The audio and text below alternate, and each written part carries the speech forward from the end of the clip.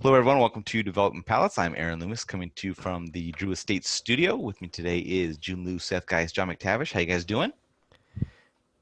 Good, man. I feel like I should complain about football and talk about week 2 football and just go on and on and on again. But we already did that once. Yeah, Our audience isn't going to get to hear that because sadly it's been lost into the ether. But it was a good one. I yeah, promise you, it was pretty entertaining. yes. Go Felt Baker. like Spaceballs. Remember when the now, you're looking at now? Yeah.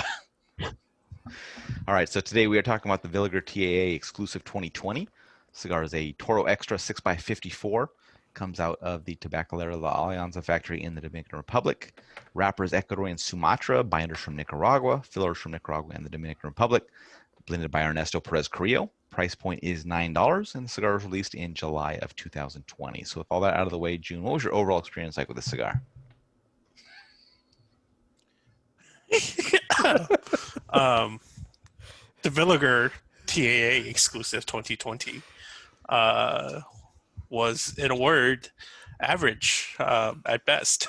So it was kind of thin on flavors. It was sort of bland as well. I got some baking spices, cedar for sure on those notes. First third, I did get some cherries on the retro, but really, I mean, it's even with that said, it's a bit far-reaching because it was so kind of soft and minute tasting. So it was just average. I knowing that this is Ernesto blended, which I just found out what you just said. I expected more. I expected actually a lot more.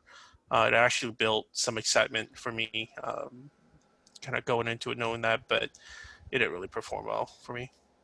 All right, Seth, what were your overall thoughts? You're muted again, or you changed something. Can you hear me? Yes, Yep. let's go. I mean, listen, it's the cigar looks, appealing in presentation. First third, I was picking up stone fruit, sharp spice notes, some coffee, leather, earth, and it kind of remained that way throughout the entire experience. Showing some dark cherry qualities of the stone fruits, but it was just kind of dark cherry, coffee, earth, not overly complex, not a lot going on, just kind of average from beginning to end. All right, John, what were your overall thoughts? I'm going to be repeating a lot of what's already been said. I rated the first third as good, and I mean, gosh, it was kind of almost a gimme. It's one of those ones where I was right on the cusp of good and average. I mean, my overall experience was average, but like June, I guess linear is how I would describe the profile. I mean, it was kind of the same thing over and over again, and the flavors didn't come together in a way that really grabbed my attention. I mean, it wasn't off-putting or unpleasant. It's just I didn't really like. I could have smoked this cigar and not even paid attention to the fact that I was smoking a cigar the entire time, which is really not what you want.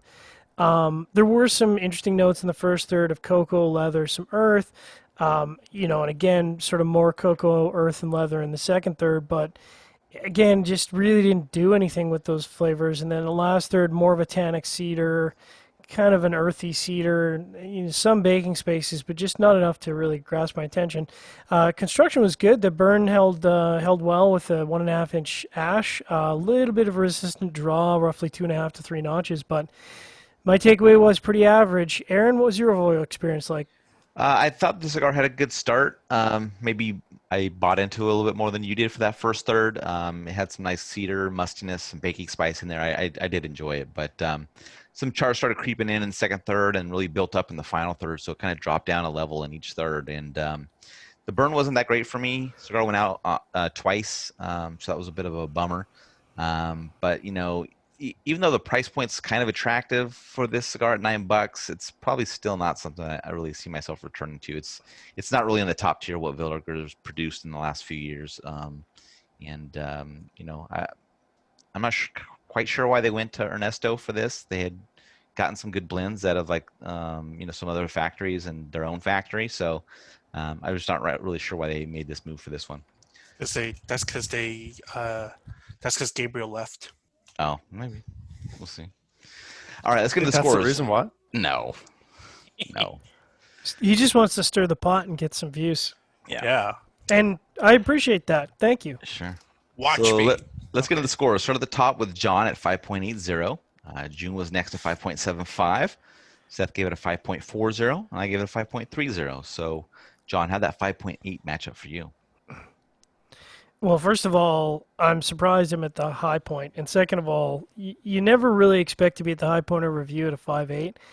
Like I said, it's. I mean, there's nothing technically wrong with the cigar, which I guess goes back to a long-standing argument I had with someone in the industry about whether a technically correct cigar is a good cigar, and I can, definitively say a technically good cigar is not a good cigar. There's nothing wrong with it technically. It just didn't really get my attention, and it is disappointing because I think Villiger's had some like incredibly great releases over the last couple of years that I've looked forward to, and I was hoping that this was going to be a standout in the TAA, which is for the most part been a pretty lackluster pack overall. Sadly, price point aside, pretty average. All right, Jiunn, 5.75.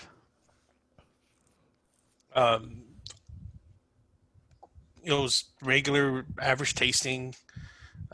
Really good construction. I had zero issues with my construction, but I mean, it's just this is yet another TAA that's disappointing. So it's too bad. All right, Seth, 5.40.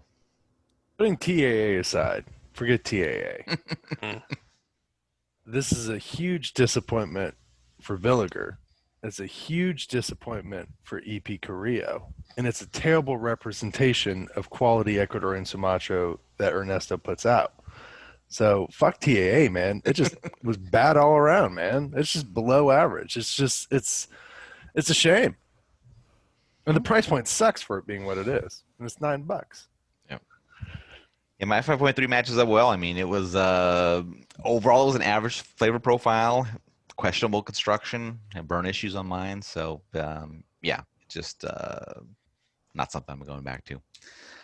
Any other final thoughts from you guys on this cigar? I mean, it makes me want to go light up a Florida Clan and remind myself of what they put out that's really freaking tasty. Yeah, Black Forest. Yeah. Yeah.